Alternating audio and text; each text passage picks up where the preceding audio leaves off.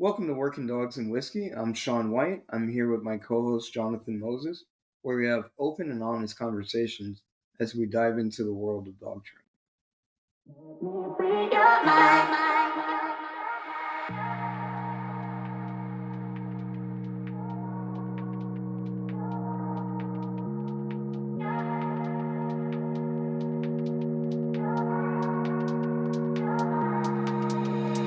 Let me free your mind, your mind, your mind. Let me free your mind, your mind. What you got going on? Nothing much, man. Just got back from. Actually, it's kind of weird because I just got back from seeing you. What, yesterday was it? Yeah, yesterday. Yeah. So going from North Carolina back down to South Carolina, being able to see the facility, what's going on in that department, and then being able to work a few dogs, of course, with little cool. Mona. Yeah. Trying to teach a what was our objective? Trying to teach a stand, which Yep. we both realized we've never taught officially. So that was interesting. Yeah. Working together. But yeah, and then between that, socializing your dog, Princess. How old is Princess now? Dude, Princess is 9, but she's terrible with other females. So introducing Mona to her is always a bit of a process, but it went pretty smooth. A lot Yeah. smoother than I expected. I think she's getting better with some old age. Yeah. So that was pretty good. Honestly, just to get away from, as bad as I hate to say it, but like the course that I'm in and just get out of the military element and back into the dog training community, dude, it was a huge relief, worth the total of 10 hours of driving to get there. And then, so it's pretty much, I mean, we were there together. We don't have to BS that one. Yeah. But then we had a special dog that we got to work with. Yeah. She's not named yet. Nope. But that's the bridge between our first interview, which I'm excited about. So we have Travis Lloyd on the scene with us. And welcome, Travis. Thank you. Thanks for having me. No, thanks for coming, man. Like, we definitely appreciate you doing that. By the way, your dog, the one that you gave over to John, like I was messing with her. She's actually, I enjoyed it. I don't know the experience, like just messing, even with the ball drive. I know we'll probably speak more about it coming up shortly, but her ball drive and her interaction, the engagement piece, her coming actually coming back. I'm not sure if John sent you the video, but dude, it was actually interesting. I'm pretty impressed with what you're putting out, dude. But so I mean, I with can't that take being said, credit for any of that. That's okay. genetic. Yeah, that's genetics. I didn't do that. Yeah, well, yeah, true. That's fair. But so I guess we'll just roll right into it, man. If you don't mind, for the listeners especially, I know we all were kind of getting familiar with each other, but if you don't mind just giving us like a overview of like your history and what got you into dog training and everything, like your origin story, so to speak. Okay. Yeah, when I was a kid, we had a family pet, and from that moment that we got our first dog, I always loved dogs. I was the kid that she was a Malamute. I would strap a metal cookie sheet to her and like make her pull me around in the snow. I didn't even know that that's what she was bred to do. It just seemed like the right thing to do with her. And she would go on adventures in the forest with me. She was just an awesome dog. And I grew up in a military household. Both parents are in the military, grandpa's in the military, great grandfather's in the military, big military culture in my family.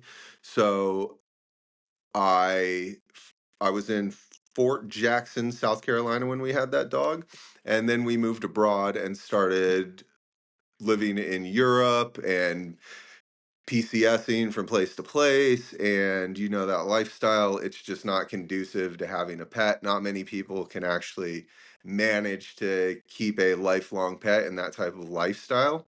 So we were kind of doing that, and as soon as I became of age to get my own dog, I lived in my own house. I had all of the money in my savings account I took out, and I bought this Razor's Edge pit bull, and I started training her. Nice.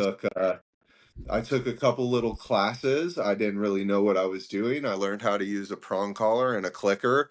And just like my first dog, Kuma, it just felt right to throw a harness on that dog and have her pull me around the block on my skateboard.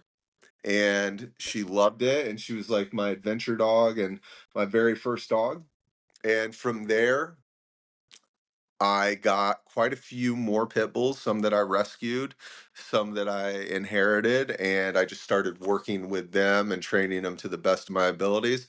But I learned very quickly what unsocial dogs that were not dog social were like. And before any formal education, it was just intuitive and very natural for me to just look at the situation and say, hey, this has to be addressed. And I have the tools to address it without any guidance. So it was pretty easy for me to keep those dogs segregated and minimalize incidents and things like that. So that's kind of the catalyst that started it all, just a love for dogs and always wanting to be involved in dog training. So from that point, when I was a young man, I ended up taking a job in Israel. I worked for the American Embassy for a little while. And from that job, I transitioned into contracting work in Afghanistan primarily. And I spent about 8 consecutive years out there. And when we first got out there, I was part of a Sajoa team that traveled on the ring route, and there was a contractor dog with us, Malinois, and he would go out on mission with us and go out on the ring route with us. And watching him at work, this dog was a badass.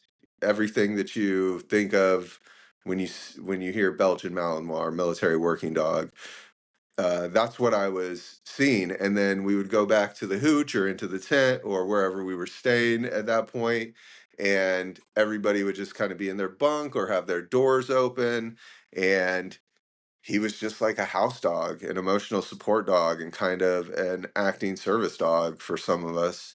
And he was everybody's buddy. And I just thought that was so cool that this dog could operate at such a high level and then had this off switch and this temperament where he was social.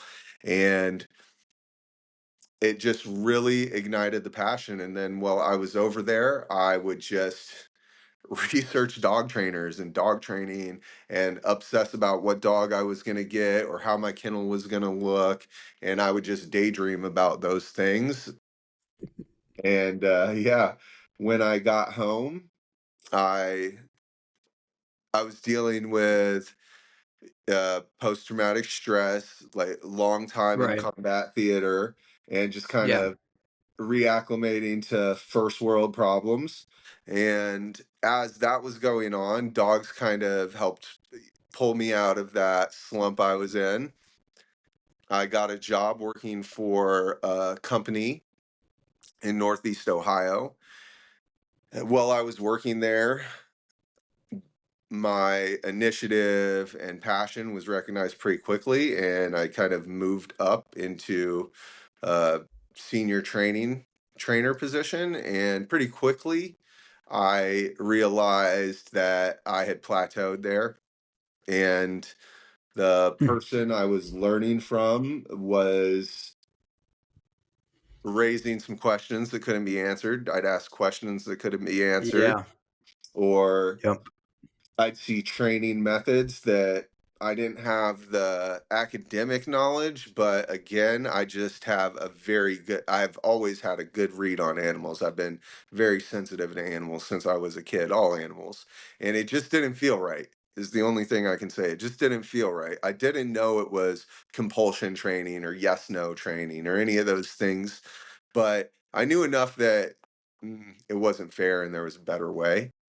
So I enrolled into a dog training academy, and I did an internship there for 6 months, and I went all the way through that program, through their master trainer program. I Nice. graduate yeah. I graduated out of that at the top of my class. And again, I felt like after I left, the thirst for knowledge hadn't been quenched. So I started going to other schools and started pursuing a college education in canine behavior and welfare and animal cognition and emotion. Started diving into that stuff and was doing a lot of Learberg, Michael Ellis training, going to Michael Ellis seminars. Yeah. And yeah, and I love Michael Oh Ellis. yeah, for He's sure. definitely on my Mount Rushmore of dog trainers. Dude, I think that's a common theme in this arena right now. Yeah. Yeah, yeah. As a matter of fact, I know he was down in Lackland at one point Yes. doing Yep. some training with the Canine Addicts guys, and Yeah. they actually have a flag. They have a banner. It says "Mark Move Pay" that I have, and that's Michael Oh, Ellis. really? Yeah, that's Michael Ellis right there. Yeah. Okay. So, That's a and then most recently, I went through the NePoPo Silver and Gold program, and that's kind of where I am with my education. That's how it got started. Oh yeah. So one, congratulations on the silver and gold program. When did you graduate the gold for NePoPo? It's pretty Gold was recent, right? in, yeah, January Yeah, 2024. dude. Hmm. Yeah, I had a Awesome. great. Congrats on that. I know that's not an easy one. Thank you, and yeah, my GM doesn't hand out participation trophies or anything like that. Oh, Uh, yeah, he definitely put us through the ringer. He is a military veteran and working dog guy, and it was intense, but it was awesome, Nice, and I man. loved every minute of it. What was the biggest difference you saw between like the silver and the Yeah. gold? Like, is it really like what's the jump in information and like, is it practical? Is it technical? I always kind of wondered about that. I want to go through the silver school. So the Silver School was theory, all theory and testing, homework before you get to school, studying before you get to school, going through the theory with Michael and Bart, taking notes, and then taking tests throughout the entire Silver School. So yeah, it was basically meeting your alumni and interviewing gold multiplicators and going to school and taking your tests, networking with your fellow students.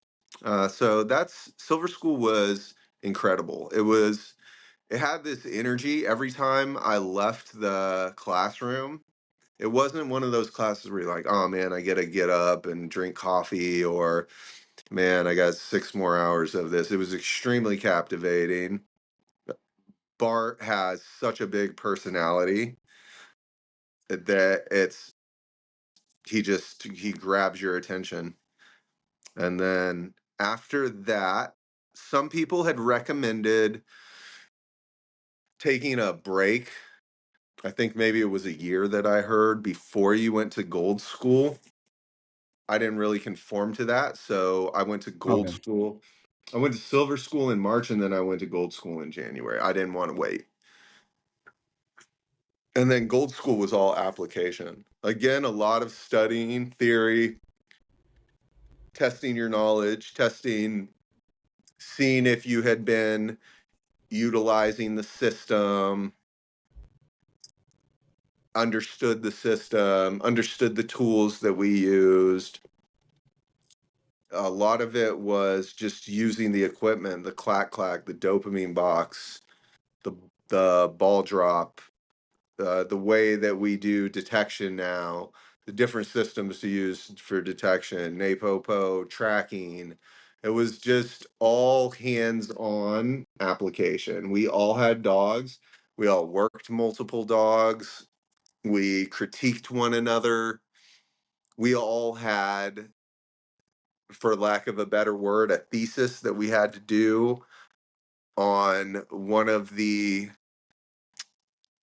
influencers. I don't know if I would call it an influencer, but some of the people that we had to learn about, our multiplicator would give each of us a person. So I had Robert Sapolsky, which I was really glad that I did. Really?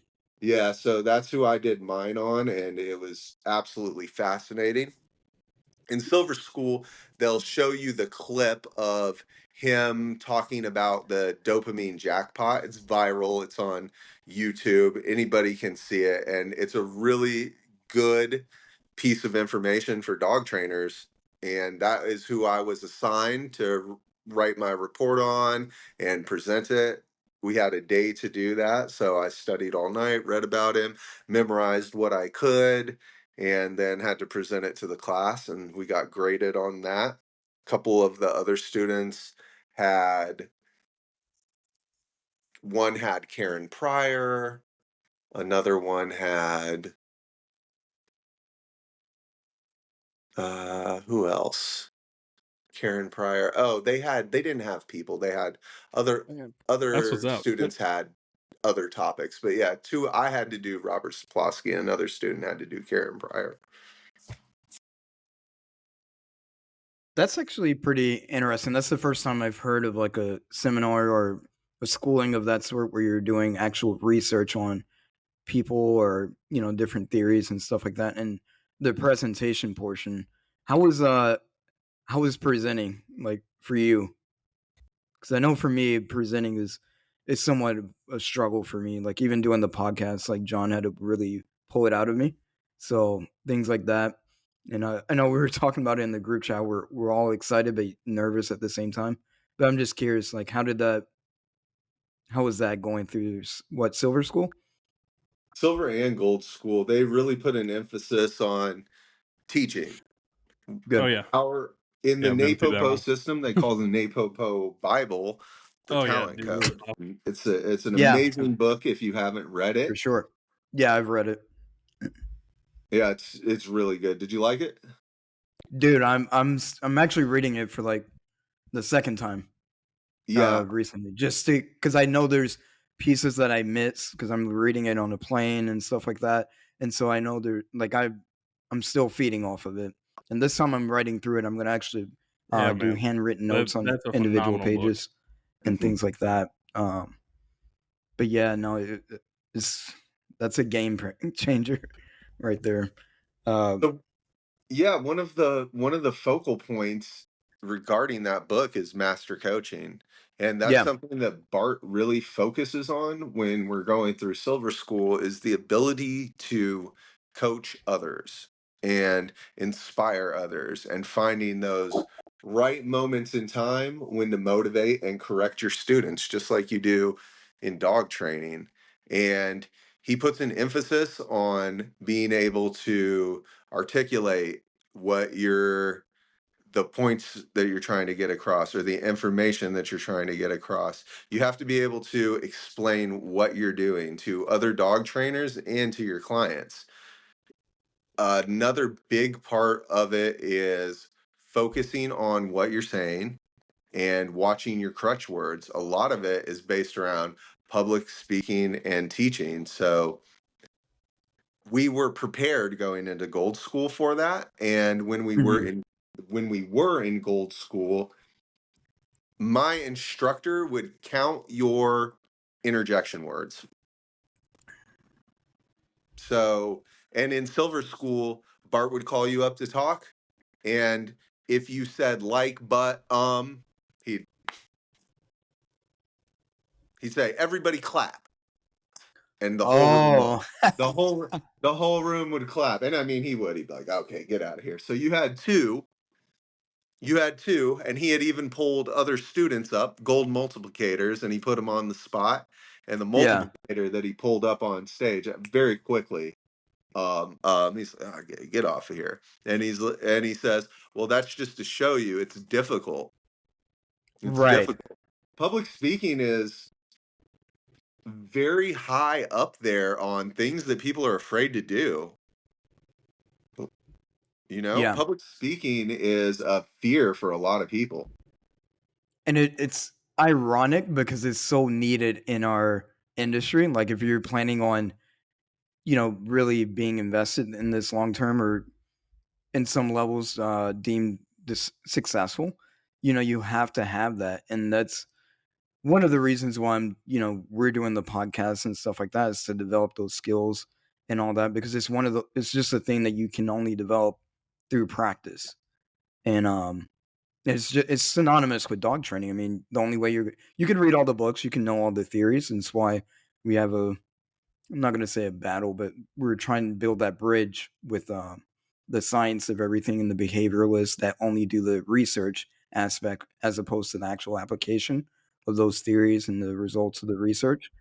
But I think that's one of the things that I know is a huge handicap for me, is public speaking and getting out there and just actually doing it. But I like the story that you just told, because a lot of people, and even myself for a second, I'm like, damn, Bart, like when you were like, yeah, everybody started clapping and he's like, get him out of here. But there's a learning aspect of it. And I'm glad you emphasized that, because that was going to be my next question. I was like, what was the point of that? Because I don't want to go to gold school anymore or silver school if they're going to boo me off the stage. But no, there is a learning aspect, like, to be aware of that earlier, as opposed, okay, because I've been in the military where you do almost something similar. I'm actually about to do another presentation. There's going to be a guy taking tick marks. He said repeatedly, but reading the talent code, you're actually developing deep practice and doing that without it being disrupted, corrected, and stuff like that. That's a whole nother tangent on how that relates to dog training in and of itself. But it's interesting to hear it. The same theories and stuff that we would apply to dogs be applied to something bigger. For us would be public speaking. For a dog, it may be environmental or certain behavior that's not desirable or whatever, and it's provoked by whatever element, fear, uh, arousal, things of that nature, boredom. The dog's not being stimulated. I know what's going on, and so it leaks or something like that or whatever. Think just all these contributions, but it's cool to see that being applied into humans. And I think just that story, and dude, I got goosebumps now. I'm like, I got to give the dog ready for this. Like, by the way, we're not sponsors of NePoPo or anything. This is just a casual conversation. This is Travis's experiences, so we're just going off of that. But it's funny that you talk about how much they emphasize the teaching portion, because I even remember when me and Sean met, and I'm going to him like, hey, dude, I really need your help. We were working with my dog Apex, trying to get a consistent out, and we were working on just leaking and drive and trying to get some control. And like as we're going through, and he's looking at me, he's like, yeah, you got these other trainers in here. Pretty soon you'll probably be teaching multiple other people. And I'm like, no, I'm just here to teach the dogs, dude. Like other trainers got to come in now. Look at us. We got a train the trainers course. We're on our like third apprentice, and it's made me a better dog trainer, knowing how to teach people. Not only for training the dog, you're more detailed, you're more aware of what you're doing, but you also communicate better with the owners.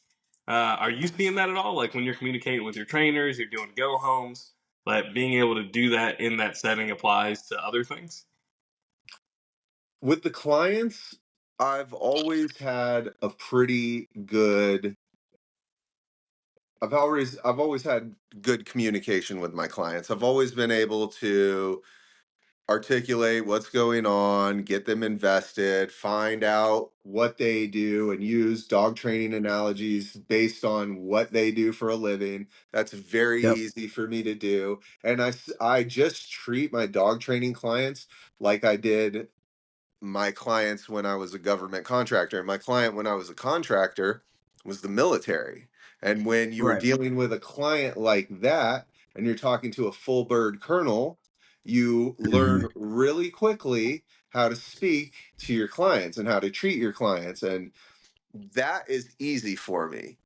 On the other hand, being a leader in the civilian world, even though I was a civilian, I lived very much a military lifestyle my entire life. It's all I know.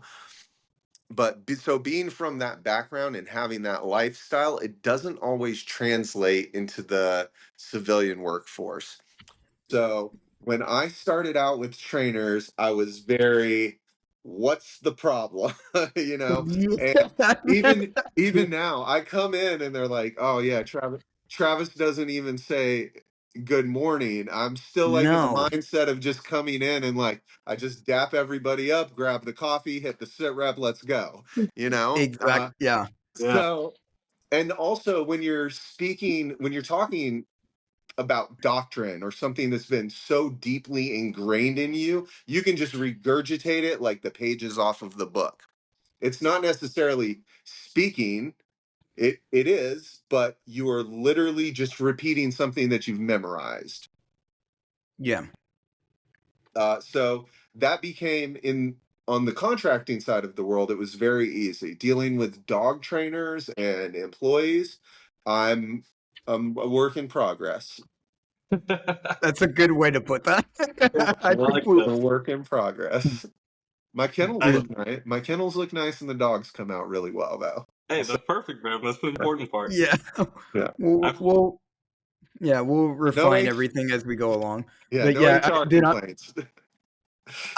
I can relate with you on the client side and everything, and like the civilian sector. Like working with John, he's definitely my coach on that element, dude. It's been and I don't deem myself like a mean person or anything like that, but it's just the military is very objective. Like, what are we doing?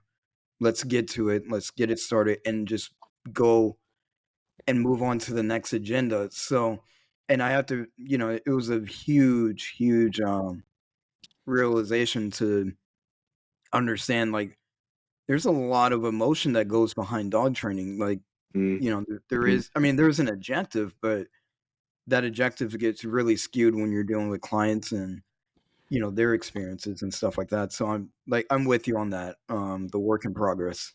See, it's Even funny. I think my perspective is a little different from y'all's too, because being in the Air Force, like I Oh, remember, like we're military in basic training, right? Like that's the hardest it's going to get as far as like them cracking down on us. Dude, I mhm, remember going to do my office procedures to walk into my senior master sergeant's office. So I'm like getting ready to get my facing movements right to do the proper knocks and everything. And this dude's looking at me from his desk. And I'm like, oh God, like here it comes. I must have messed up. And he's like, the hell are you doing, man? Just walk in. And like, so I walk in, I'm standing at attention, and I go, it's like senior master sergeant, so and so, airman. He goes, no, no, dude, my name's Freddie. Relax. He's like, you made it through basic, through tech school. That's done. This is like a civilian job now. He like going in that environment. Not only was I in the Air Force, I was in the Air National Guard, like as a full time employee. So it's mhm, even more relaxed. So I think growing up with my dad, like how strict he was harder than what I actually, and I guess more structured mhm, than what my experience was with the military.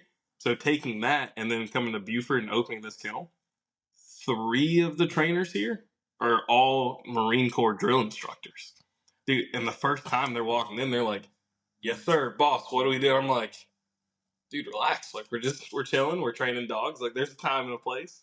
And it took a while for them to kind of come out of that mode, I guess. So it's different because we all got military backgrounds, but I guess my experience is a little bit more chill, yeah, I guess.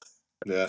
I hear you say that about those guys walking in, and I'm like, man, where can I get some guys like that? Yeah. Like, see, he's on the I opposite. just He's need it. like, I dude, need I need discipline. execution. Like, dude, talk to me in like 3 years. I got you.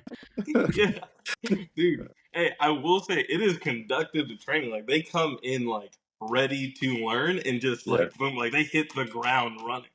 I'm like, right. dude, this is sweet. Like, are they all like this? And Sean's like, nah, dude, that's all Marine Corps right Yeah, yeah. Yeah, it's definitely a hardcore conditioning process to Mhm, be there. just ready to go on. But so while we're on the subject, I guess from military to civilian and all that. So I know you mentioned Travis about like when you're contracting and all that and mhm, your knowledge, and I think I can kind of sympathize with that because I hit something relatable as far as like I see the training that's going on around me, and at first glance, sure, it's impressive because you don't know anything.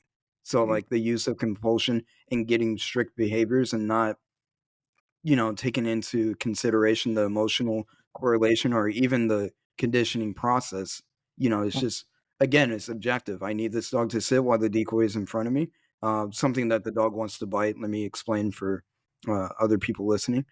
But and they correct the dog into the behavior, and the dog eventually gives up and is compliant, and you're like, all right, bingo. That's how it's done. And that was impressive, right? Because it's done in a span of like 5 minutes. And you kind of grow up in that portion of it, and you don't even know. And this is all before you even know the definition of compulsion, and it's kind That's of weird, or that's my experience. Anyways, but I know I mentioned in episode 1, I had my mentor, Angel Landrow, that kind of reoriented my mind and far as understanding what the true effects, the why.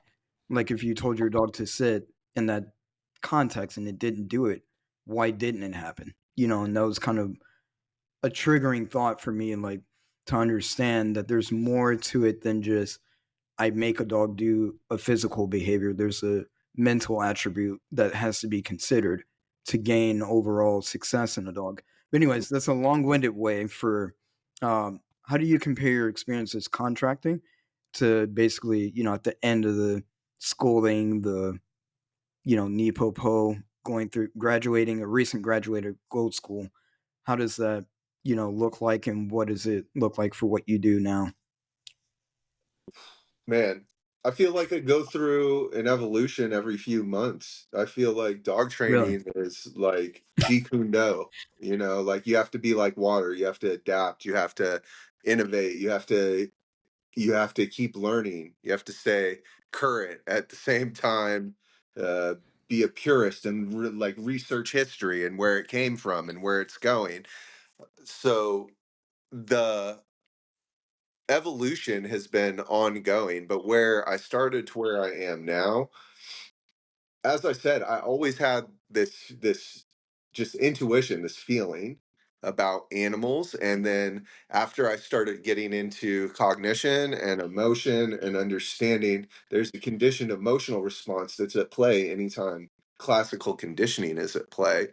And watching the dog's behavior to these nuanced levels where what are the ears doing? How are the pupils dilating?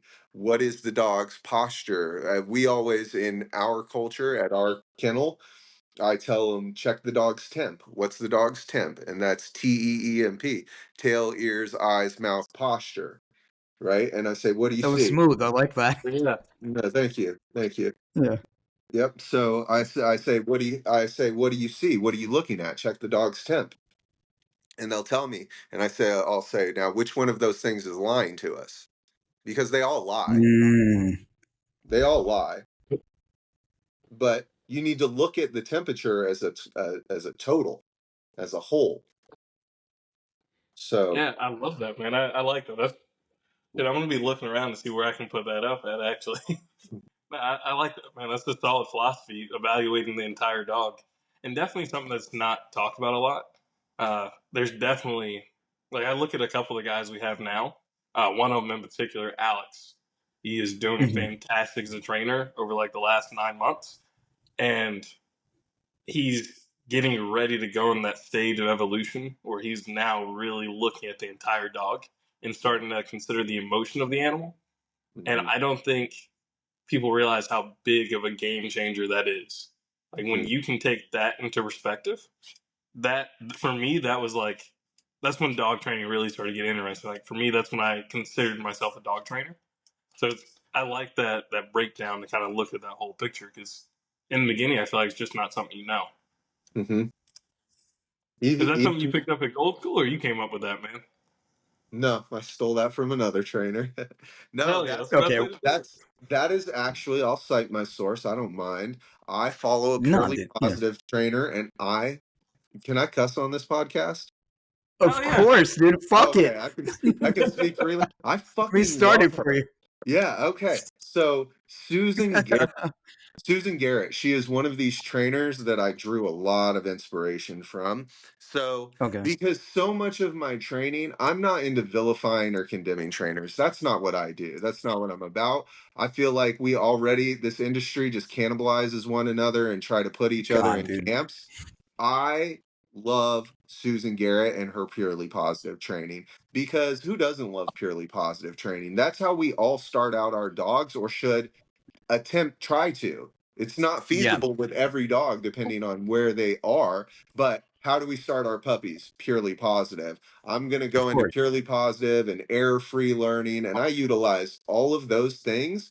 And who better to learn that from than this purely positive trainer who has a proven track record of success?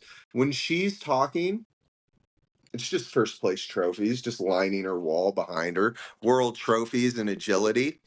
Now, she's a person that understands micromanaging dogs, reinforcement schedules. She has a system within her system that is incredible, right? Not a lot of people can apply that. So I take that type of stuff from her. And you guys, if you want to check out her podcast, I believe it's called Designed by Dog. Definitely, I'm interested in that, and I'm glad you brought that up. Yeah. So I took it from her on a podcast I heard from her, and I was like, okay, that is an excellent. Who doesn't love acronyms, right? Yeah, Yeah, man. yeah. That's our language. That's a military thing for everybody Yeah, listening, absolutely. dude. Oh man, and I forgot how much the Marine Corps thrives off of acronyms. Like the course I'm in, they're talking about. I can't say exactly what they are, but they bring out acronyms. I'm like, oh my god, I forgot about that. Like, you know what that means. But Yeah. dude, that's awesome. That I like the fact that you're willing to embody the purely positive, because I'm fresh. I put myself as being fresh into the actual industry because I've been in a very constricted environment as far as the military. Like I thrive well in the military operations of things, or not so much operation, but the training element of it. So I'm good with that, as far as that.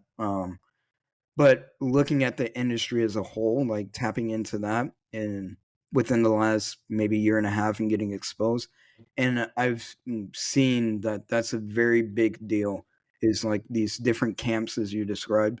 And and I'm for me, it's just, it bothers me because you have Sarah Garrett, that's extremely well disciplined, does her research and her element, her style of training. And people will bash that because they're like, "Oh, you could do it faster." And it's like, dude, who gives a shit? Like, that's her system. She does well with it. Dogs aren't being abused. They're not being, you know, there's no, there's nothing really going on there. It's just other than your personal opinion. And you're willing to let your ego supersede a learning element potentially. And I'm not saying I'm not a purely positive trainer by any means, but I like the fact that there's something to be learned. Like I follow, purely positive and all that. And I look at what they do, and some things I disagree with. You're gonna see that. I see that in balance training. I look at it. But it's awesome to know someone like you that's been educated and well versed in a system of training, and you still outsource to something that would be considered foreign, which I don't understand why. I'm really hoping to break that. And but The balance community does the same thing to the purely positive community that the police canine community does to the sport community. Yeah. dude, I we're don't. that's on our to-do list. We have a topic about that. Let's crack No, into it a little bit. they But blend. They blend. They bro, blend. Positive brother, reinforcement is 25% of what I do, more than exactly 25%. There's a quadrant, but my balance is in the reinforcement quadrant. right. Exactly. It tips heavy towards that. The scales tip towards reinforcement. 100%. Exactly. And I always say, like, I describe it as it's a pendulum. Mm-hmm. Hopefully I said that correctly. But it swings. Like, yeah, there's times for, negative reinforcement in a learning environment, depending on the dog and its receptiveness and willing to, access reward and things like. There's a lot of considerations that go into that. But um, but it does swing, and I just don't understand the big, like, where's the disconnect? Like you said, there's 4 quadrants for a reason. And I understand where, some positive trainers or whatever just will not entertain the idea. And for sure, it's going to take them longer to achieve what they're trying to get. Mhm. But like you said, the balance side, I think that doesn't get brought up enough in our community, is that we're not doing ourselves any favors either by, bashing positive training. It's not to be bashed. It's just an element of training that we think could be enhanced for sure, because Sure, there's a reason why sure. there's 4 quadrants, Hmm. obviously. And but there's no reason to, just dismiss them. Yes, yeah. Yeah, All right. We John and I have had this conversation. I yeah, But I dude, see I see opportunity. I see opportunity. I yeah. see training exactly. opportunities. My mentor started in Purely Positive. Todd Dunlap. Mhm. He started in Purely Positive. He's on my Mount Rushmore too, high up on it. And he started as Purely Positive. It's a training That's awesome. opportunity. Why aren't we motivating those people to learn about full quadrant learning? They're passionate about dogs too. They have the same feelings that we have, just a different ideology. Exactly. Dude, one of the biggest things that jumped out to me when me and you first started talking was I think we had a conversation. Like you were telling me you're a Mondio guy, but you decoy for PSA. I met you at a police Oh dog shit. seminar. You were talking about IGP style tracking, like, and one of the things we focused on in that conversation, and then you do your NePoPo with all of it, including pet dogs. But you talked about how no matter what it is, dog training is still dog training, and I think that's the one thing no one really emphasizes. I used a sit and drive that Sean showed me for detection work. I had a lady who was struggling with impulse control with her dog, and it was for a pet. It was a Bernedoodle, like 6 month old Bernedoodle. And we're working on sit and drive, just because he lacked impulse control in different situations. But all of it's intertwined.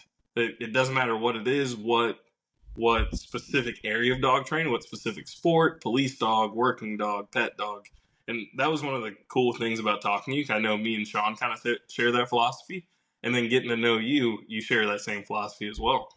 There's always Absolutely. something to take away. Hmm. Yeah. Travis, can you do me a small favor, man? Like I got notes in my notebook. Like I've been from your story, the origin story down to like what we're recently talking about. So I'll skim through. One, shout out to my dad that told me we couldn't have a dog because he was in the military. So thank you for disproving that fucking theory. Like I was really bitter about that. That's a childhood name. Yep. So Yep. yeah, thanks, Dad. Hmm. Um, but one thing I do want to talk about, or if you could, you mentioned let's go with the jackpotting, right? Sure. So could you just describe like 2 different situations where you've had to use it for pet training and like kind of define what that looks like for you? And then maybe for we'll say a working dog. It can be we'll s- I categorize working dogs as sport, military, or police. Same. Yeah. I would throw service dogs in there as well. Yeah. Okay. Yeah, that's fair. I don't have much. I have almost zero experience with service dogs, so but yeah, no, I could see that. So But yeah, if you could just give us some examples of jackpotting, because I really want to touch on that. sure. Sure. For the pet training application of jackpotting, I'd say where I see it done the most within our training, at least the most visible Hmm. or thoughtful use of it would be when we're doing grooming, honestly, with the nails. Okay. Okay, that's a good one, dude. Yep. We That's what I'm use looking that for. I'm sorry. Go ahead. we use that pretty often where we start out with successive approximation, we turn the Dremel on, we give some food, we turn the Dremel up, we give a little bit more food, we turn the Dremel all the way up, we give a little more food, we turn the Dremel back down. I barely touch the nail, give some food. I touch the nail for a little bit longer, jackpot. Let's go play, right? That quickly. And you'd be amazed just by using jackpots how quickly we can get dogs that hate having their feet touched. We can counter condition that with jackpotting and make it a much more pleasurable experience that the dog understands through that successive approximation of incrementally touching them, going through the Dremel speeds, and then jackpotting Mhm. the closest to final trained result, or final trained response. Yeah, and for sure.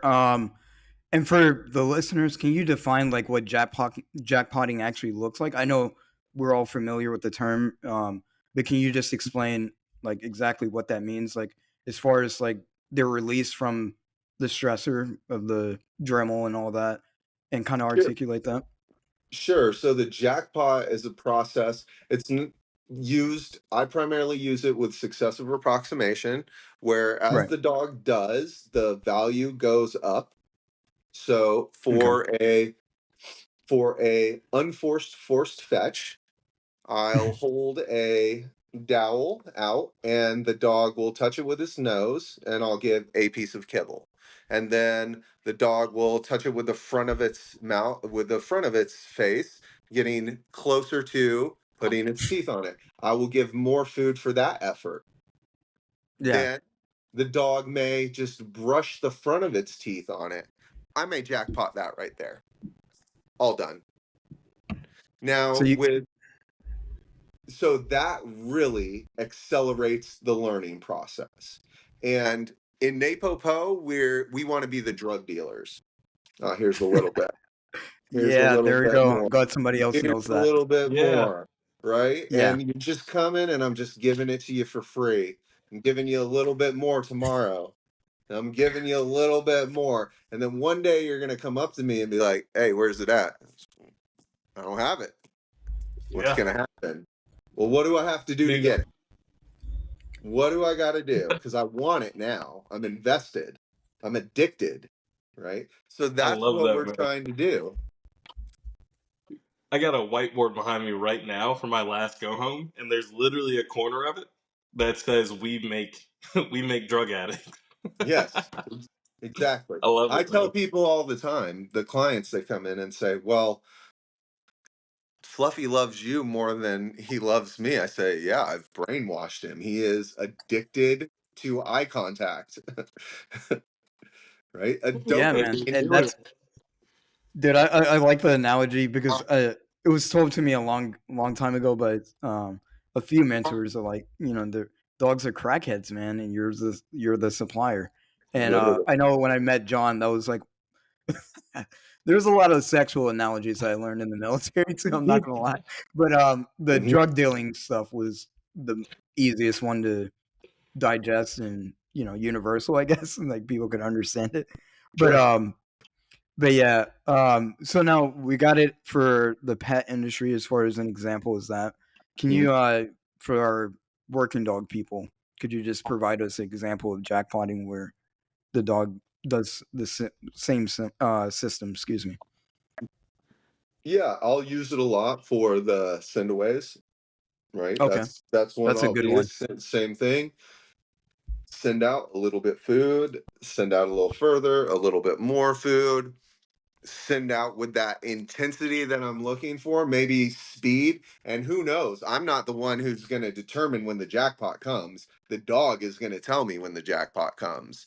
Bingo. So Yeah. I see that Exactly. behavior and I'm going to go ahead and click, click. That's it. And Yeah. another one you'll see is, again, that traditional IPO tracking with that jackpot at the end. You'll see a lot of trainers, whether it was the ball or the food, we would use food. That jackpot would be at the end of the track. And it Got you. and what we were doing unknowingly back then is it would go piece of food, piece of food, piece of food, piece of food to a jackpot, piece of food, piece of food, piece of food to a jackpot. What I knew the application, I didn't know any of the science behind it or psychology behind it, but seriously, we're taking pieces of food off, turning it to a variable schedule, varying where the jackpot is, where the article may be at the end of the track, and now I'm going to do room service and just drop for duration, right? Drop for duration. And then I might get that, instead of having the jackpot of food, now I get that nice head freeze on the article, and now I do the jackpot. Nice. So those are a couple of the applications for working dogs. Muzzle training is another one. We'll use it a lot with. I mean, we use it with everything. Honestly, the heel as well. The Mondio Mhm. heel that I teach is it's a position. The way we teach heel is we describe heel as a position. The dog is trying to find the pocket where you are in a position and the dog is in a position next to you, and whether I'm in motion or not, the dog is hunting for that position. So we start out with a lot of room service in duration. When we start teaching that behavior, I want to get the start position solidified before I ever move. So when I'm doing that, I'm saying good piece of food, good piece of food, good piece of food, until I get that nice picture that I'm looking for, and then I'll jackpot. Right. And the jackpot looks like a terminal marker and a little bit of a dance that I do, some Michael Ellis luring and spinning and just getting, again, that's part of my conditioned emotional response with that classical conditioning and that jackpot. And I'm merging all of Yeah. that together, because when I'm releasing that dog into that motion, you can just look at them and say, what is that dog feeling after that marker and that set of behavior? And you can easily see it. The emotional state of the dog is correct. So I will jackpot with that. Even before I knew what I was doing it, just not thoughtfully, right? And now it's at the forefront of my training. Well, what's the dog's emotional state when I'm doing Yeah, this? dude, you're tapping into something deep there with the. Sorry to cut you off, but with the emotional part, like the correlation, I do want to talk about that coming up, but Yeah, I do absolutely. want to play devil's advocate if I can, real quick. Sure. So you mentioned the double clicker, and this is not my philosophy. This is just I want your take on it. Um, so you hit the double clicker. Obviously, you're gonna dump all the food, reward, whatever the reinforcer is. Hmm. You're gonna pour all of that into the dog, right? Correct. After X amount of repetitions, have you seen an adverse effect? Like you hear the double clicker and it's up. The dog says, "Oh, this is the end of everything." Even though I know I'm gonna get all the food, whatever play or anything. But have you seen that? Like I've heard that theory before. Oh, the danger of jackpot, Yes, the pitfalls of it. Yes, there's pitfalls of it. Have I experienced it? No. Did I know what I was doing to avoid it? No. I kn- exactly. That's what I'm edging the question towards. How do you so avoid it? Perfect. the way I would avoid it is maybe some pre-mac. So if the dog is going to become satiated with food, there's another thing to follow, which in our program we always bridge from food to ball, and then that becomes variable as well. Where Right. typically with the working dogs that we have, we see the food drive start to diminish as the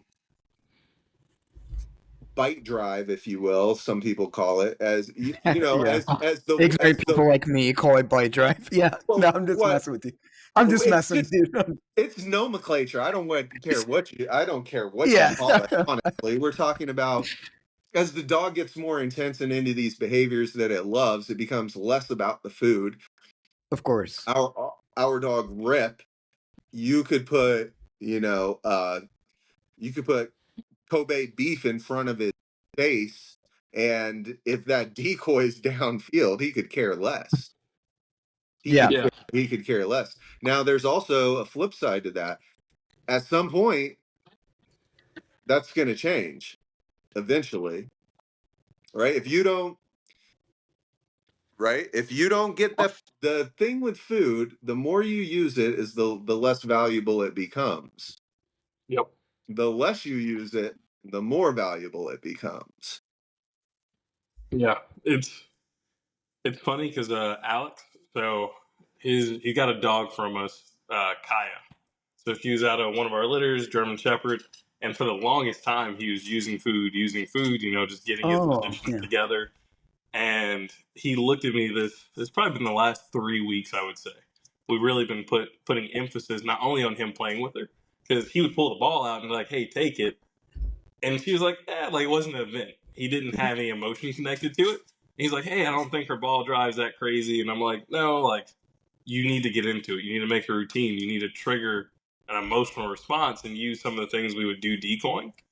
And he looked at me this past week and he goes, "Dude, I think she likes the ball more than she likes the food now." And her ball drive it's increased tremendously. But she won't even take the food in obedience anymore. She will, but it's almost reluctantly now Mm-hmm. because all the fun and the emotion happens in the play now. So Mm-hmm. Yeah. it's always a cool thing to see that transition. Mm-hmm. One of my questions for you.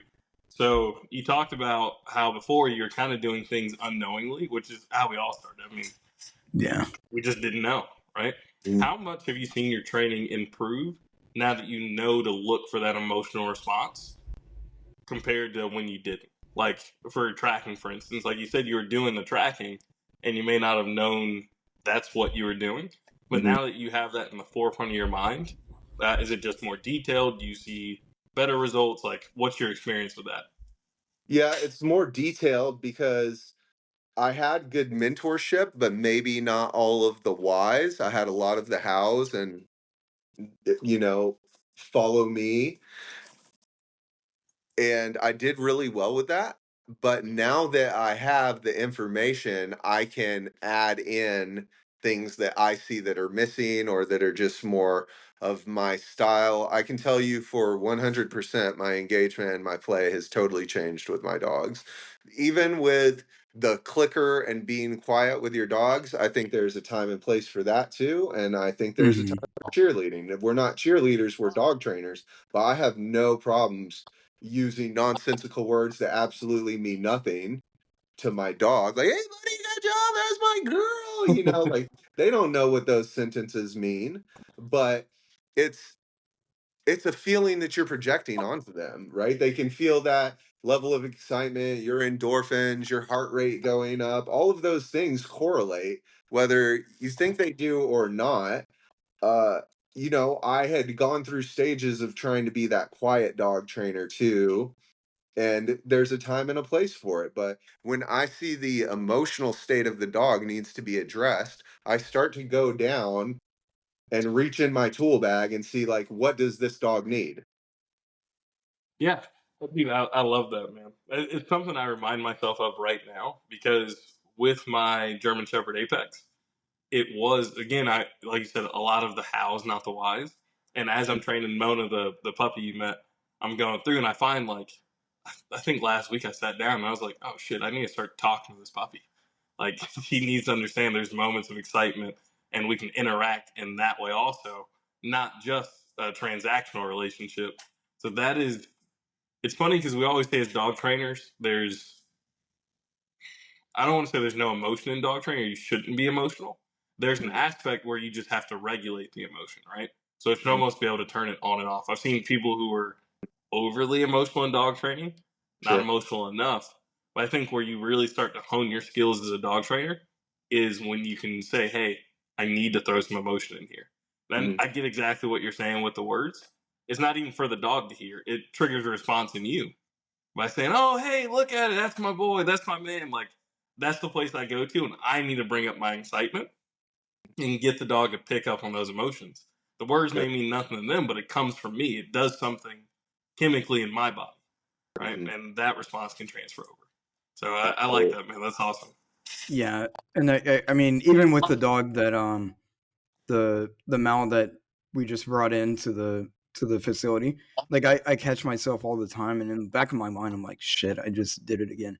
But like I'm talking to the dog, and I'm like saying things that don't mean anything. But I think, like John was saying, and you mentioned earlier, Travis, was that it kind of propels the training in the right direction. Because my thing going forward is there's a very big proponent that needs to be addressed as far as like the mental capability of a trainer when they go into training. and there has to be an assessment. And this is on like more the radical side of things, but like, a lot of things that I do that like delayed gratification, right? Because that's essentially what we instruct into dogs. And I do that to myself. I try to do it more so now religiously to put myself in the same frame of mind of like what that stress is. And I find myself reacting a lot different, when I'm like, hey, I'm not gonna, even if something simplistic as pre-mac. Like I want to get off work. I'm in this course and I'm like, my mind is blown on all the stuff that I don't know or gained, whatever the case may be. And I want to go home and be honest and drink a beer and relax, right? Knowing damn well that I need to go to the gym. But I don't want to do that, right? Mm-hmm. And I know I have the option of just fuck it, I'm gonna go drink beer. Mm-hmm. But um but I when I find myself like making myself do that, and I correlate that with dogs. I'm like, dude, this is the kind of stuff that we're instructing into dog with very minimal communication. Like our basis of our communication is extremely kinetic and tactile. Mm-hmm. So before the audio becomes relevant. So I'm like, how much more stressful is that, to deal with dogs? Um, but I'm glad you brought that up. That's going to be that's on the one of the episodes is the mind frame of a trainer going into training. What is your conditioning process prior to? Because that definitely changes the trajectory. I mean, I think we've all been there before. You have a bad day, but you still have a dog to train. Bad scenario, bad recipe. Yeah. Most times, sometimes it can be therapeutic. I found it, to be relieving to be with the dog, and the dog is receptive. But Mm-hmm. there's different elements to that. Um, I do want to ask because we definitely carried the conversation into like what you know now versus what you knew back then and all that. But I want to speak on and I'm super interested in your thoughts, Travis, on, and I want to go around the room too, John. So please be prepared to answer. Um, do you find like things that you learned prior, like in your in the infancy stages of training, are still relevant to present training? Um, and it doesn't have to be anything vulgar. Like I don't, need to hear any craziness, but just principles. That it's like, all right, that I will pull this little tool out of my bag, and it still works.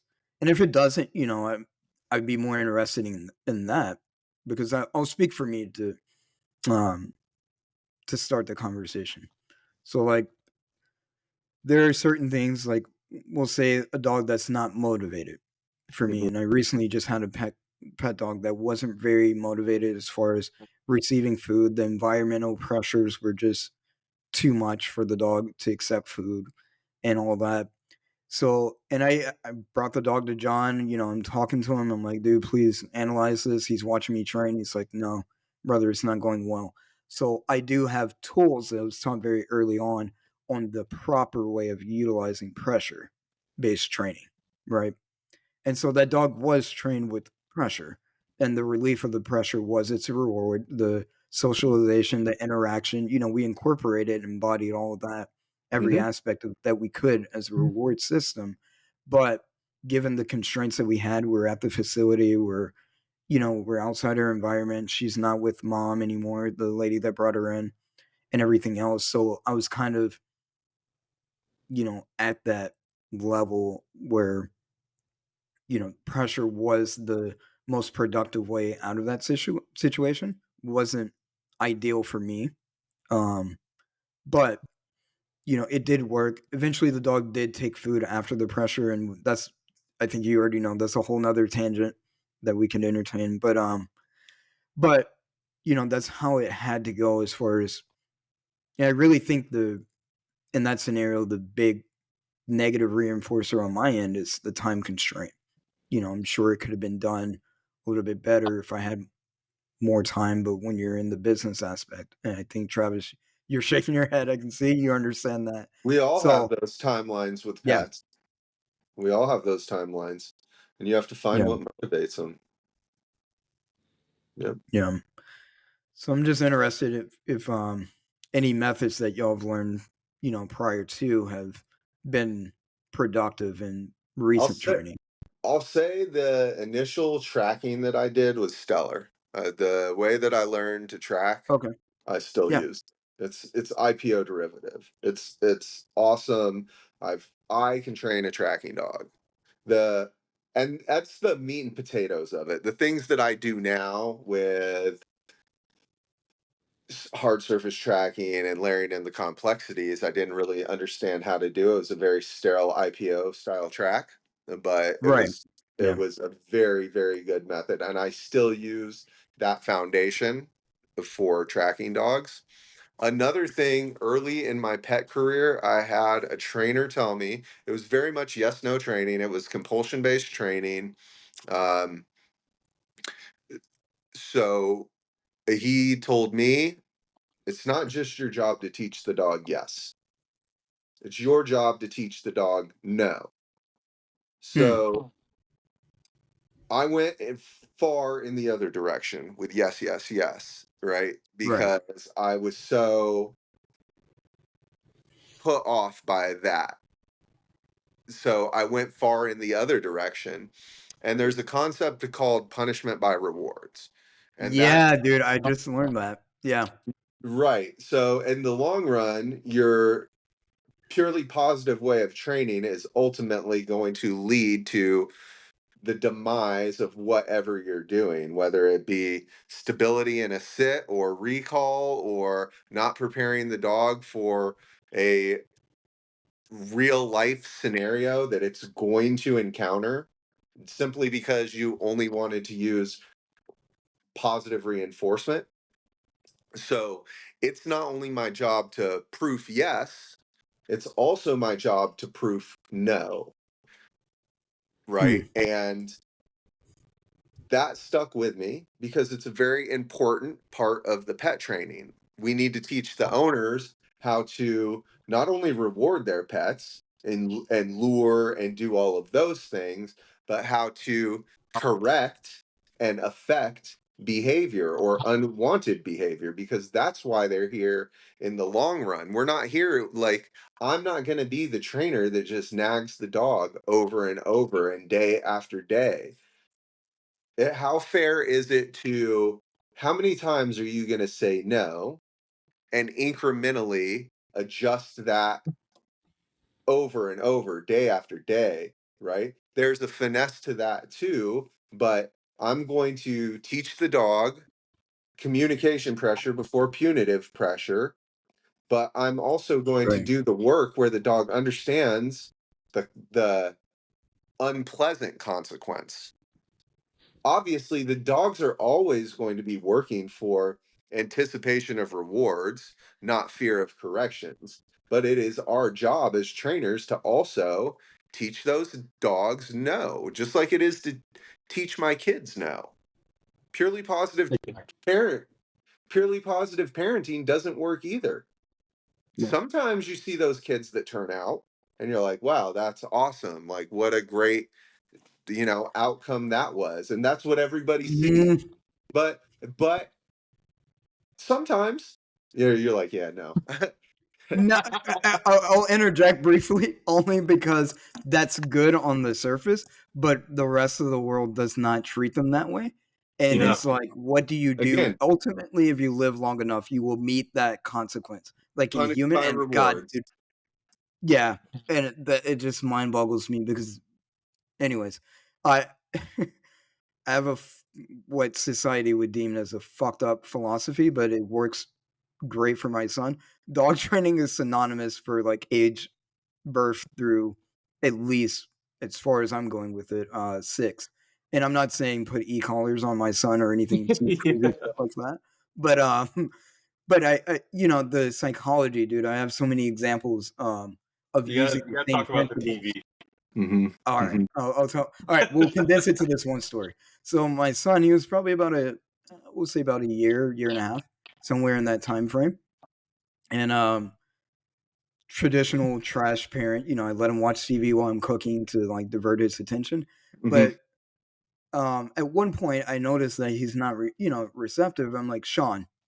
and I'm calling his name multiple times. I'm like, Jesus, I sound like my ex-wife, calling her, whatever. And she's a great lady, by the way. She does great. Just I don't want that to be dismissive. But anyways, so he's not listening. And I was like, all right, I got this. Tomorrow, I set him up. I think about it. I go to the white. I literally went to the whiteboard and like thinking about this, pen and paper, and so I was like, I got this. I take the remote. I'm in the kitchen. He's watching TV. He's doing his thing. I say, I turn the TV off first, and he freaks out. He turns around. I didn't call his name and just turned to see base his reaction. Cut it back on. Said, all right. And he looked back at me like, dude, what the hell? You control the TV. Like, why? I said, okay, too easy. Next thing, the unknown, process with the known behavior. So Sean, click, TV off. He's, Daddy, what the fuck? Like, who did that? I was like, oh, my bad, dude. I just wanted your attention. I just want to make sure you're good. I'm fine, Daddy. Cut the TV back on. Sean, click, in that process, that transaction. And we condition Sean. So fast forward to this day, he lives in Texas. I'm in North Carolina. I'm on FaceTime. I had to use it with him the other day. He's not listening. I'm calling. I'm like, Sean. I'm like, maybe there's a lag in the Wi-Fi or something. And I'm like, no, he can fucking hear me. So Sean, and I ended the conversation. He calls me back. He's like, why did you cut it off? I was like, you're not listening, dude. He's like, I'm sorry. Like, so there's that whole story is um, to show that there's an element of balancing, because that's a very punishing experience, the turning off of the TV, and it's not something comfortable. So we could deem that negative reinforcement in a way, or I guess in some constitutes positive punishment, depending on which frame of mind you take that one. But or negative punishment. Here we go. oh, I'm sorry, negative punishment. My bad. Too much whiskey, dude. Wow, that's the first one. Thank you for catching that. Yeah, negative reinforcement. I'm sorry. Yes. Negative punishment. Or God, I keep saying it. Negative punishment, dude. And I get on John about this all the time. Wow, that's good. Good. So we got. We all do it. No, but that was smooth. I'm glad you addressed it. But see, and I would have rambled on about that. But anyways, and everybody's like, "Oh, you mean negative reinforcement? It's retarded." But but yeah, no. But there's what we're getting back to home base is that there's elements that go with that, and it can't be purely positive. That's what I'm getting at. But but at some point they're going to hit that friction point of. And to kind of validate what you did with Sean too, there was an instance. Frank had pulled up, my business partner pulled up in his new truck. All the kids are in it. They're running around playing. And Sean was out of sight for a second. And he went, oh, hold on, I got this. He goes, Sean. And I mean, this kid came back with such a sense of urgency and just had to make eye contact. That's all he was worried about. He just had to come back and make eye contact. And I looked, and that's how we actually got into that story. And he's like, hey, it's negative punishment works. And it applied for his safety in that fact. We were like, hey, where'd he go? He said, I got it. Sean immediately came back, had to make eye contact. So there is an element that's beneficial. Sure. It's practical. Yeah. But that's the whole reason why I shook my head to the whole positive child and everything. But I do, the majority of his childhood has been positive based. I will say that. For sure. Yeah. And I think that's an important element of training, like you had mentioned earlier in the podcast, Travis, that, there's got to be an attempt, and I'm talking about like a very validated attempt to make things positive for the dog, because that's going to produce your best result, and even with the combination of the other quadrants. But for an introductory purpose, the dog has to be involved and feel good about what it's being involved in. And right. Yeah. And like you guys both touched on, we're balanced trainers and we lean heavy on positive reinforcement early on, right? Like we do a lot of stuff for rewards and building motivation in dogs. That's, I would say, with the pet dogs even the dogs we have coming here for our 10-day boarding trains, probably 6 to 7 days, if not more, is positive. It's all building motivation. And then I start to use negative punishment to introduce my no and a little bit of restrictions, and I layer pressure in. But something I find a lot of clients doing, and something I'm always saying is, as pet owners, we always say no, but we don't tell them, this is how you're going to get paid, right? Like the number one example, I have a dog that's, excited. They want to see their owners. There's a lot of emotion they want to display when they first get home. What's everybody do? They're pushing that dog off. They might slap it in the face. No, get off. I'm like, hey, it's good to have a firm no, but we also need to know what's motivating this dog, and one, give it something to do, and then two, pay it with what it wants. It's going to work harder to know how to access reward than fear of punishment sometimes. That varies dog to dog. But I feel like that's something we always have to keep in the forefront of our mind is balance. A strong yes and a strong no. When I say it, it's concrete. Mm-hmm. But there's also the ability or the option for reward here too. Mm-hmm. Yeah. We're building contracts. And we're building contracts. Yeah, it's a contract. If I say yes, Yeah, you get paid. If I say no, you get a correction. It's a contract. And I don't for lie. sure. I don't break my contract. I don't bend, break, or waiver, because the second you do, they're onto you. Yeah, They're onto you. They study us way more than we study them. I will tell my pet clients all the time, like, what do you really know about your dog? What do you know about him? And the yeah. most that people know about their dog, that I would say the majority of my clients, they know the most is the dog's name. I may say the dog's name, right? That's about the most they know. And I'm like, well, what breed is the dog? Well, the rest you said it's a pit bull lab mix. Well, Every other are dog in the we kennel. yeah, are we sure about that? Like, do you really know that about your dog? And then I say, well, what do you think your dog knows about you? He knows your routine. He knows when you're going to go Brother. home, be home. He knows what things in your house mean, what car keys mean, what a leash Yeah, means. He can smell chemical changes in your body, emotional states, pheromones, your blood pressure, your heart rate, the gait of your walk, your silhouette. Your dog knows so much about you, and this is your best friend and a family member, like somebody that you're calling your fur baby, your child. You're distraught about the hardest thing for you to do is leave them. You don't even know them. You haven't got to know them yet. And I it's pretty say, good, dude. I'm like, how many times do you have to tell your dog no during the day? Like, what do he messes up and you tell him no or phooey and he's doing this. Well, oh man, I have to tell that dog no all day long. All he ever does is get into trouble. No, no, no. Right? Okay, well, how many times have you told him yes during the day? Exactly. And I said Yep. that should be about a 9-to-1 ratio. I try to keep it to a 9-to-1 ratio, 8-to-2 maybe. Yeah, Right? I'm going to tell them when they have these behavioral problems about their dog jumping. I said, now there's two approaches. Absolutely, we can just tear that band-aid off and say no and correct the dog. But there's fallouts for that approach too. You can cause some suspicious behaviors or superstitious behaviors where they right. don't necessarily understand the exact moment in time of what they were being corrected for. So why don't we just teach the dog how to sit instead? Right? So the dog Exactly. jumps on us. It's not a jumping problem. It's a duration problem with your sit.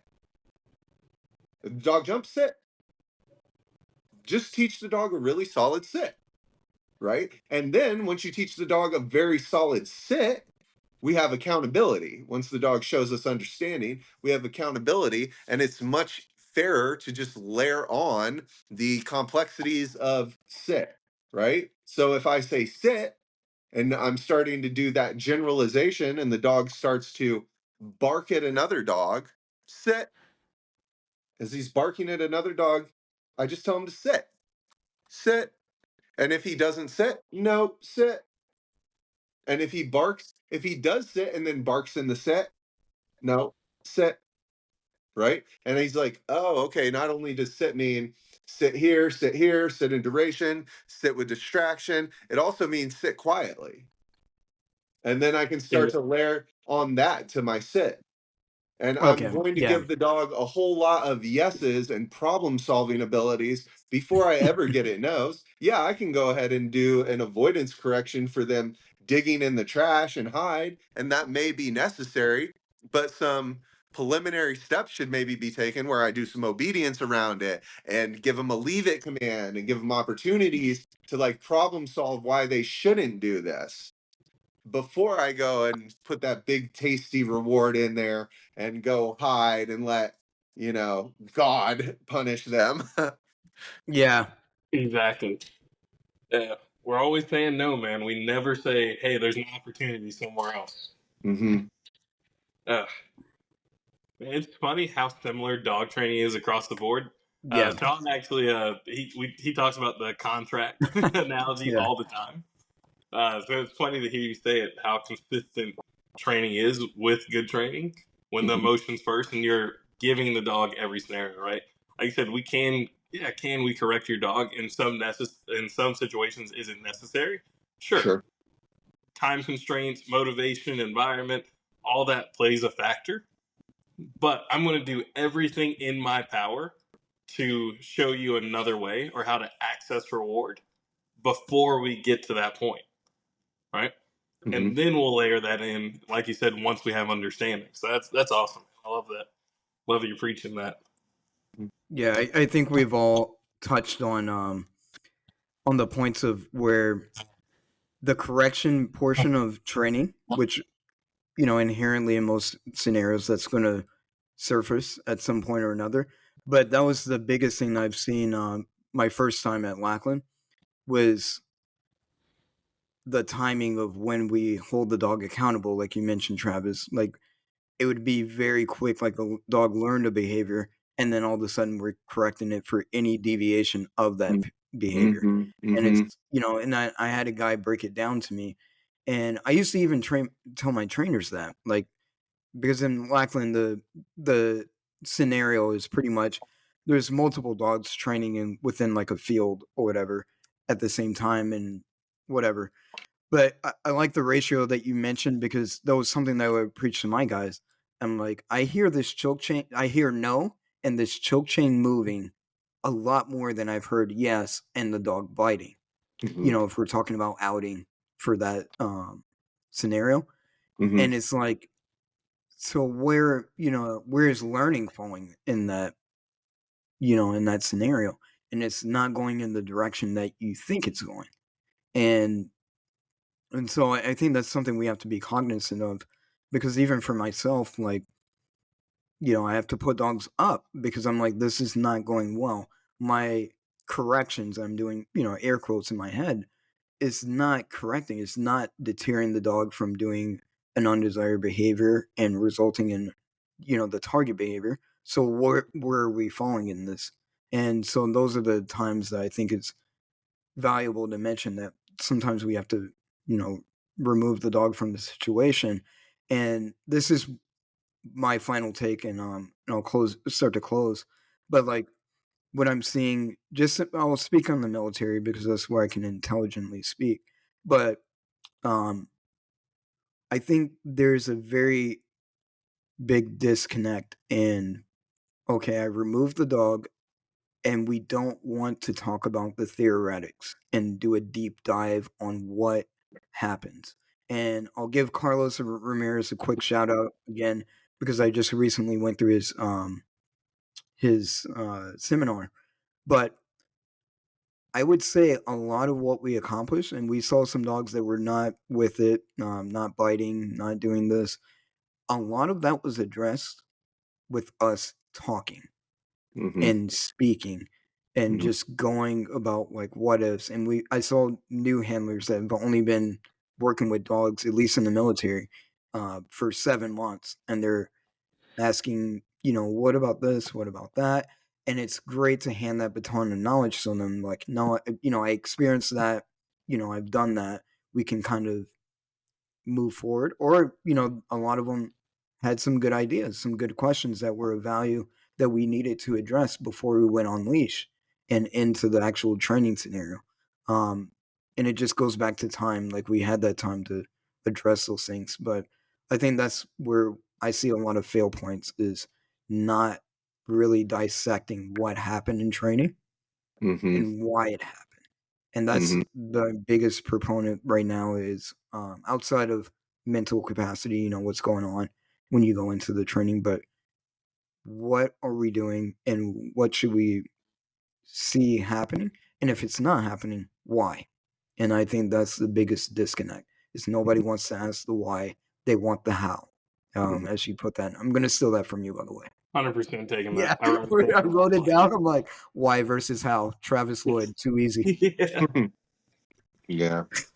I feel like when we get into the working dog world, a lot of handlers and even trainers, they really don't understand adjusting criteria.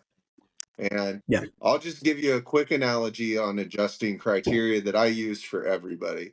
Well, for one, whatever I do here or on my field, I'm gonna lower that criteria or like go Yep. back on my timeline to where I was when I get Yep. to club or when I get into that scenario. Well, yeah, your dog bites going upstairs, and they say, well, he should know that. He knows it. He goes upstairs. Okay. Yo. Right. He bites and he pushes upstairs. He Oh should know man, that. Until it's metal stairs. And then he goes, well, why is the dog popping off the grip? He bro. understands stairs. He pushes up the stairs. Well, no, it's not the same. It's different to the dog, and you should adjust your criteria. And the Yes. analogy I use is my brother lives in California, no, Northern California, and I put him on a freeway in Northern California in January. I say, Justin, you have to do 70 miles an hour on the freeway. And if you don't stay at 70 miles an hour, you're going to get a ticket. And he's like, yeah, no problem. I drive these freeways all the time. It's a car, it's a freeway. I can do it. He's driving 70 miles an hour. And now I take him out of that element and I put him into Northeast Ohio in January and I give him the same criteria. I'm like, hey, Justin, you got to do 70 on the freeway. It's a blizzard outside, looks like a Russian tundra, but I expect you to operate this vehicle the same way. It's not going down and it's not fair. Yeah. No, and that's for sure, dude. Like the criteria has got to definitely change. I'm laughing. We're gonna have to do another episode, man. I'm gonna be honest with you. Like we got to do another deep dive on this. I was laughing because, dude, I so many times I've trained a dog and like, and I had to explain something similar. It's like, yeah, that session went well. When I pull him back out in like 30 minutes or an hour, I'm not expecting those same results because it's not concrete. It hasn't been, there's not enough repetitions or perfect repetitions haven't been conducted for me to go into that. And that's one thing I tell my trainers. Like they'll come off a high, they're like, yeah, they're high fiving me. And I'm like, all right, next session with that dog, what do you think it looks like? And oh, he knows it down. No, you're going to have to go 2 steps back with your expectation, right? Mhm. As far as I'm going to have to lure, we may have ended on a verbal, down, but go 2 steps back, be prepared to go 2 steps back mentally. And what I've seen from that model is less correct on I wouldn't even say corrections, the dog doesn't know what it's supposed to do, but less corrective behaviors out of humans and more understanding. Oh, okay, this is what the frame of mind the dog is in. But dude, it's such a relief to hear that coming from somebody that's very well educated, probably double the amount of experience with dogs, because I've had a bunch of constraints on the military end. And it's good to hear that we have the same or similar, we'll say similar ideologies, man. Like that's dope. That's reinforcing for me to keep promoting those thoughts, dude. Like for real. Um, I'm gonna be sending you something tonight. I'm actually printing off something to show you real quick. So literally something I put out in the go home packet. oh, Mhm. where we talked about the Oh my language. That's what I God. said, brother. We gotta do We got another to do a podcast whole because when you episode said I on know it, I know or he knows it. Yes, Hey, dude, that was something John and we put together because I'll talk to you offline on how it really developed, but I was telling oh, I him can. like I'm people, already developing stories in my head. dude, yeah. I was like, bro, that's a common language. Like, if you talk to a dog trainer and he's correcting the hell out of doggies, he knows it. He's just dicking around. I was like, that's for me. Those are like, all right, so you don't know, like, you don't know what you're looking at. That Right. I'm just being honest. Yeah, man, that's funny. I literally stick that in every go home packet. Yeah, Or people will come through the door. We send the go home packets with them. Like, hey, read over this. We'll talk about it when we come back. And I slip the I know he knows it in there because you hear it time and time again. Well, I know he knows how to sit at home. Oh, well, oh I my know he god, knows how to lay down in this instance. And we've yeah, heard it so often between pet dogs and working dogs and sport dogs. We were just sitting here one night and we were like, we'll make this into a comic strip. Like, I mean, we literally just passed it out. We're like, here, yeah. take it. Oh, that's awesome, man. No, I'm glad you created the visual aspect because John and I talk about it, and I'm like, the way our situation works. So we'll talk about it, and like everything that I say, he's like, "Oh, that's good," and he knows the business aspect and how to relate it. So he's like putting it down on paper, like shit that I don't do. That I probably should. But let me to be honest, man, we got to wrap it up. I hear dogs barking with John. They're trying to sleep. They're like, "Shut up." But Travis, real quick, man. No, it's That's not, dude. This it's worth it. And I'm speaking. I don't have to clean anything. But anyways, I'm like, it's worth it. And I'm like, yeah, it's all good. Yeah, it's gonna be a workout so great. He's gonna be up for like another hour cleaning kennels and stuff. But anyways, no, Travis, real quick, brother. If you don't mind, if you want to, how do people reach out to you, man? Like, what's it looking like? I know you mentioned the pet. Please.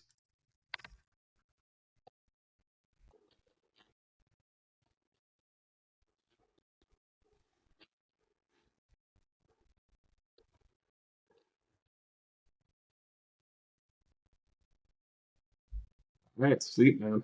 Nice, man. Brother, we appreciate you. Dude, I have goosebumps. Like, thank you for doing this, man. This is That's awesome. great episode. Oh, dude, 100%. I'm working on it. I'm gonna message you some dates. I'm gonna be free for sure in June because I'll be in transit out to Lackland. But yeah, we'll get that solidified and like we're gonna do something and just all learn, dude. I'm pumped. But Oh yeah, man. thank you again. Appreciate your time and everything. All All right, right, you I'll too, see man. you. Yep.